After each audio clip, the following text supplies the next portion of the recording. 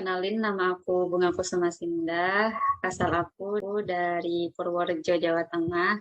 Aku mahasiswa angkatan 2018, mahasiswa tingkat akhir semester 7 di Universitas Brawijaya, Fakultas Perikanan dan Ilmu Kelautan, program studi Manajemen Sumber Daya Perairan. Itu program studi yang mempelajari tentang potensi sumber daya perairan, mulai dari perairan tawar, seperti waduk, sungai, rawa, danau, terus juga perairan pesisir lautan. Terus juga mempelajari tentang dunia perikanan dan juga lingkungannya. Itu aku masuk lewat jalur mandiri. Dan kenapa milih prodi MSP? Ini jujur aja ya. Jadi karena aku lewat jalur mandiri, otomatis aku gagal di SNMPTN dan SBMPTN dong.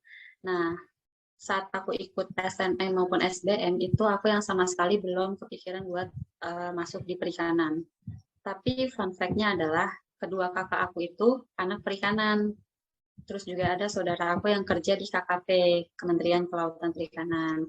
Nah, terus mulai dari situ aku yang kayak menggali lebih dalam lagi tentang perikanan itu, tentang fakultas perikanan dan juga jurusan-jurusannya, terus juga konsultasi, terus akhirnya aku pilih MSP karena kalau dilihat menurut aku MSP itu kayak punya peran yang besar gitu di bidang perairan, terutama untuk mengelolanya, memanfaatkan sumber daya perairannya gitu, dan alhamdulillah keterima.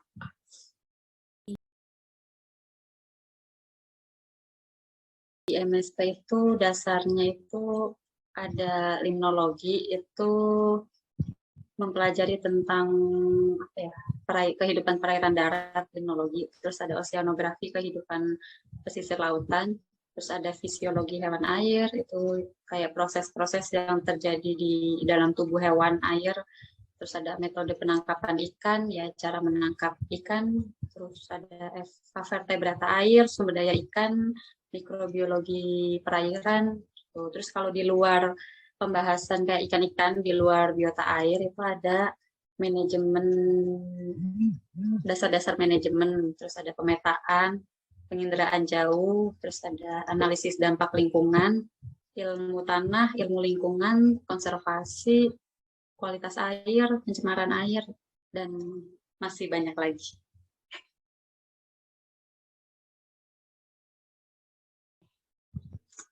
Bisa. Kalau magang, kemarin itu teman-teman aku kebanyakan ada di kayak balai perikanan. Jadi kayak budidaya udang, budidaya ikan, itu ada.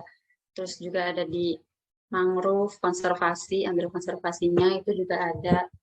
Terus ngambil di apa ya, terumbu karang. Pokoknya ada yang nyelam. Padahal di MST itu jarang ya, tapi ada temen aku yang nyelam, nggak tahu itu lamun atau apa ya, itu juga ada. Terus kalau aku sendiri itu di mikroalga, jadi aku itu kultur spirulina, ya gitu. Gitu. MSP itu orang-orang belum banyak yang tahu MSP itu apa sih, jurusan ini tuh apa gitu. Tapi yang mereka tahu itu fakultasnya, fakultas perikanan gitu. Nah, ketika mereka tahu fakultas perikanan, itu mereka yang langsung menganggap, wah ini anak bisa budidaya ikan nih gitu. Padahal MSP itu kan luas ya, nggak cuma budidaya gitu, nggak cuma ikan-ikan gitulah. Terus, tapi ada juga orang yang aku senengin nih, orang-orang di luar sana itu pas tahu aku tuh di Fakultas Perikanan itu mereka yang ikut excited gitu karena ya tahu sendiri menteri yang sangat-sangat terkenal, siapa, Ibu Susi, itu jadi mereka yang kayak responnya, wah ini mau jadi penerusnya Bu Susi nih gitu. Banyak yang kayak gitu dan ya aku aminin aja lah.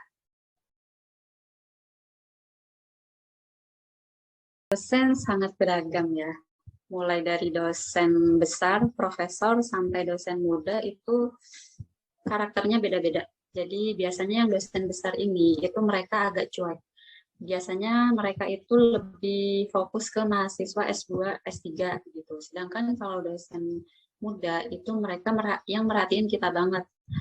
Kayak dosen-dosen yang teliti itu biasanya dosen muda. Pokoknya macam-macam sih. Pokoknya ada yang cuek, ada yang slow respon, ada yang killer, sensitif, terus ada juga yang care, disiplin, baik gitu. Mahasiswanya perhatian gitu juga ada.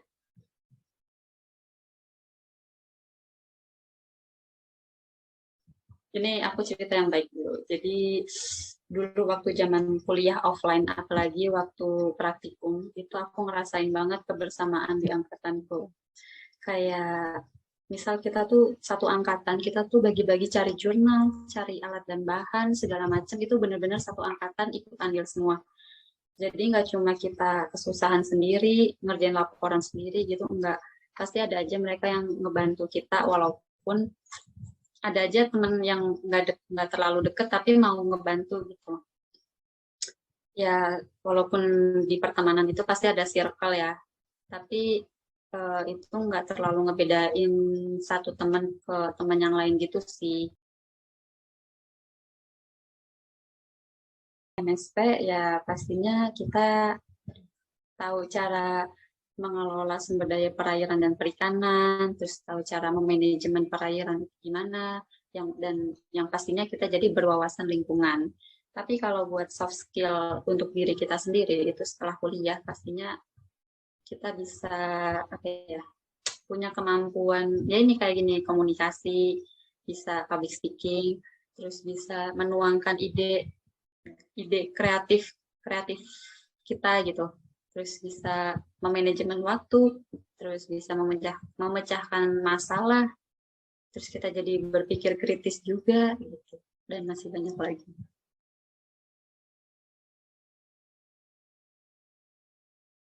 Kerja ya bisa di swasta maupun di BUMN ya, atau kita bisa di apa itu perusahaan pangan ikan, atau di konsultan kelautan, atau di budidaya budidaya ikan juga bisa, atau di KKP, Kementerian Kelautan Perikanan, atau di dinasnya.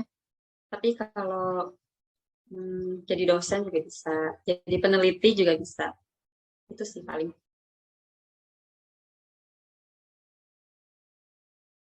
Hidup kalau dibanding sama Jakarta ya sangat jauh berbeda, lebih murah Malang tentunya. Tapi menurut aku kalau dibandingin sama Jogja dan Solo, itu menurut aku ya itu lebih mahalan Malang sih. Tapi masih murah, masih murah. Karena emang kan di Malang ini kota pendidikan juga ya, jadi banyak banget mahasiswa yang kesana kemari, mulai dari anak-anak UIN, terus Poltekkes, Polinema, UM, Unisma gitu banyak banget. Jadi ya masih standar lah. Terus ya buat kos-kosan juga lumayan murah sih. Tapi jauh banget sih kalau sama Jogja sama Solo menurut aku. Terus kalau untuk makanan-makanan kita mau makan ya sebenarnya relatif sih. Kayak tergantung orangnya juga. Kalau kita mau hedon bisa, mau prihatin juga bisa gitu.